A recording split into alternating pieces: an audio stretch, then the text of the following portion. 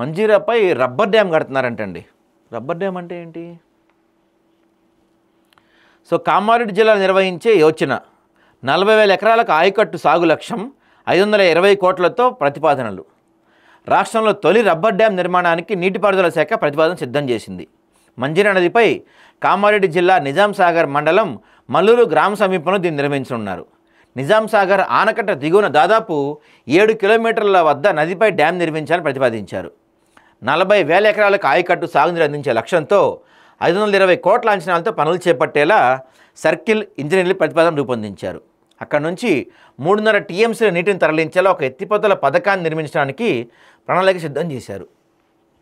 ఉమ్మడి ఏపీలోని విజయనగరం జిల్లాలో జంగా నదిపై తొలి రబ్బర్ డ్యామ్ నిర్మించారు.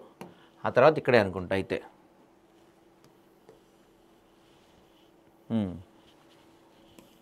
అనంతరం పాలమూరు రంగారెడ్డి ఎత్తిపోతల పథకంలోని ఏదుల జలాశయం నుంచి డిండి జలాశయానికి నీటిని మళ్లించడానికి వీలుగా రబ్బర్ డ్యాంపై నిర్మాణం ప్రతిపాదనలో ఉంది. శుక్రవారం హైదరాబాద్లోని జలసౌధ రాష్ట్ర స్థాయి స్టాండింగ్ కమిటీ సమావేశం జరిగింది. రాష్ట్ర వ్యాప్తంగా 13 పనులకు సంబంధించిన ప్రతిపాదనలు వచ్చాయి.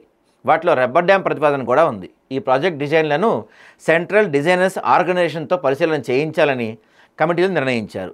ఎస్ఆర్ఎస్పి, సీతారామ, కల్వకుర్తి, కాళేశ్వరం, ఎస్ఎల్బీస్ తదితర ప్రాజెక్టులకు సంబంధించి పనులు, టెండర్ల గడువు పొడిగింపు, సవరించిన అంచనాలపై ఈ కమిటీలో చర్చించబోతున్నారంట.